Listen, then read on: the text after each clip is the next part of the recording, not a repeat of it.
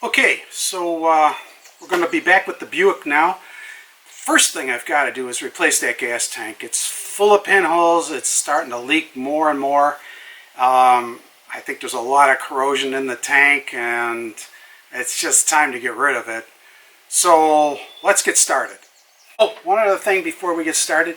I just wanted to mention that the 69 Buick Riviera has an electric fuel pump, not a mechanical one. So on this car, there's no return fuel line. So we have a vent hose and our main fuel supply and some electrical connections that will be taken apart. Okay, so now let's get started. Okay, so the first thing we want to do is disconnect the negative of the battery. You don't want any sparks from anything interfering with our project. Okay, after we have disconnected the battery, we want to siphon out as much gas as we can out of the old tank.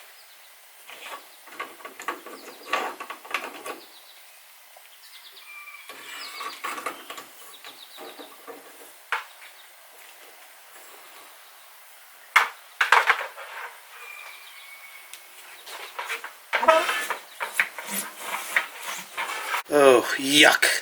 This is the first thing that shot out of the siphon tube, and you can see the sediment. I don't know if, I hope you can see it, but there's a ton of crap in here, and I can only imagine what's inside that tank. Okay, we're underneath the car. What we've got here is our electrical connections. It's a connector that I'm going to try to get apart with one hand here if I can. Oh, that came across pretty easy. And back on the frame, we have a ground wire, and I'm going to try to get that off right now if I can work this in. Let's see.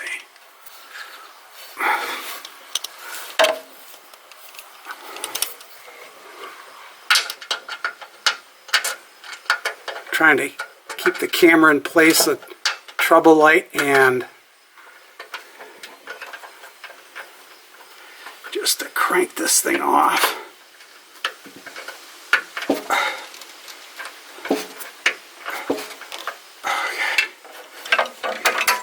Let's see if that'll pull off. And that comes off. So then on the other side of the tank, I've got to disconnect the vent line. Okay, so up on this side is our vent tubing, right here. So I gotta pull off this hose clamp and pull it off from the vent tube. It's gonna be too hard for me to do this and show you at the same time. So I'll be back as soon as this is off.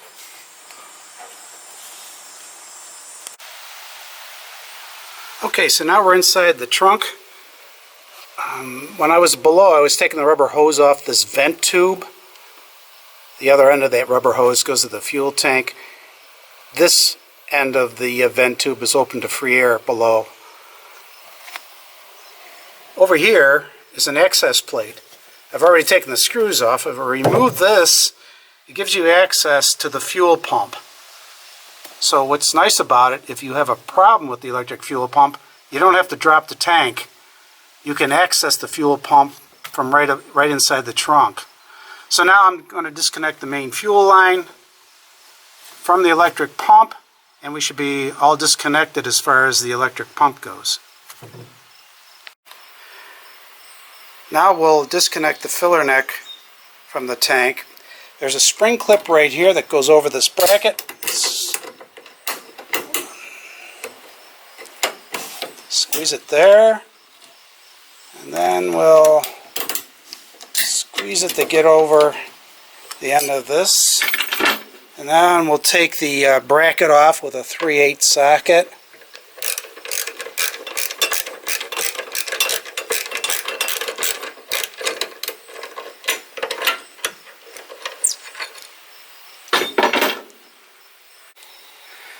So now I'll take the rubber coupling off the neck of the tank by loosening up this hose clamp.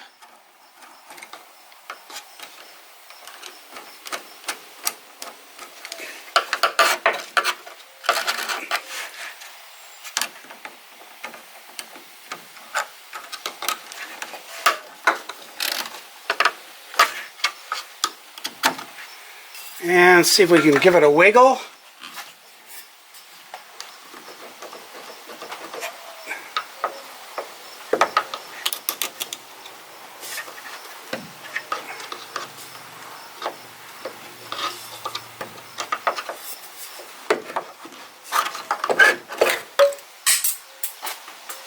And off we come. So now we have two support straps that are holding up the tank there and there. And once we crank off the nuts off these bolts, we should be able to lower the tank.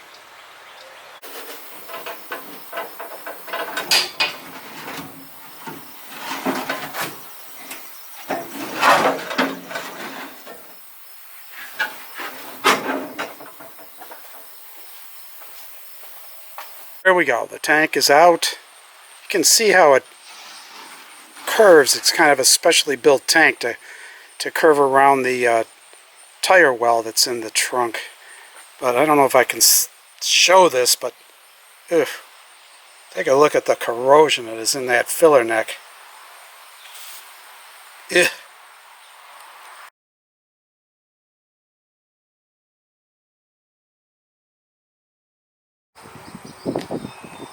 Okay, so I just cut a piece of vent tube, new piece of vent tube to put on. And we'll put that on first. Tighten it down.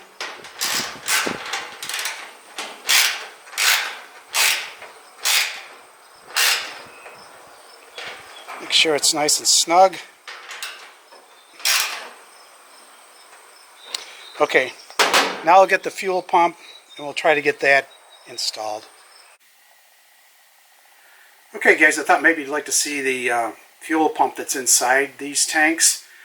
They're a little hard to maneuver in and out because the holes may be that big and you got to get the filter in and the float, and it takes some maneuvering to get it in. But this is the filter for the gas pump. This is the pump right here, and this is the sending unit right here for your gas level. It registers at the gauge, and this is the float.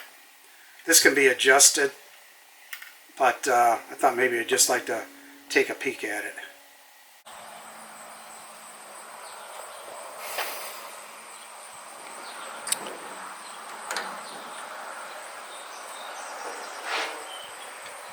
Okay, so here's the fuel pump. I'm going to try to wiggle this thing in.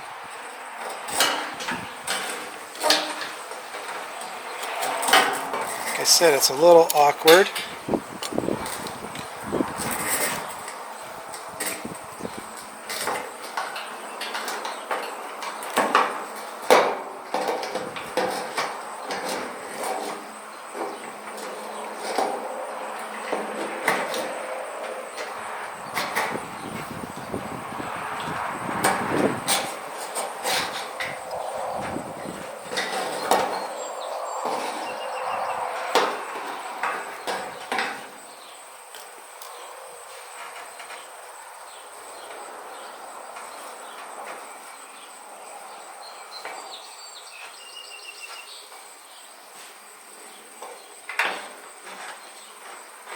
Okay.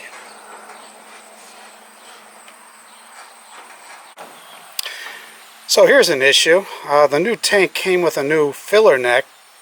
And as you can see, compared to the old one, the black one, it's much shorter than the old one. So I'm not going to be able to determine really until I get the gas tank back up in there and see which one fits best with the bracket. But there's always something. Okay, so the fuel pump is back in place, and the vent tube is in place, and I guess we're ready to haul this thing over to the car and see if we can muscle it back up in there.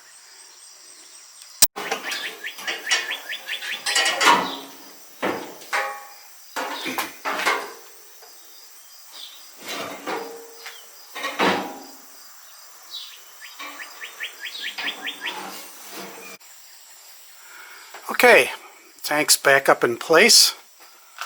The tank straps are refastened. I'm going to lower the vehicle now. We'll see if we can do it the filler neck. There's the filler neck. I had to use the original one that came with the car. The one that came with the new gas tank was just too short, and the clip and the bracket would have actually been underneath the gas cap. And here we have the connector back together for the sending unit and the fuel pump, and the purple wire back there is the ground. So there's the vent line reconnection and the fuel line reconnection. So there's the vent tube back in place. Okay, this is looking down in the trunk through the access hole. You'll see the fuel pump and the wiring and the fuel lines are directed out and down.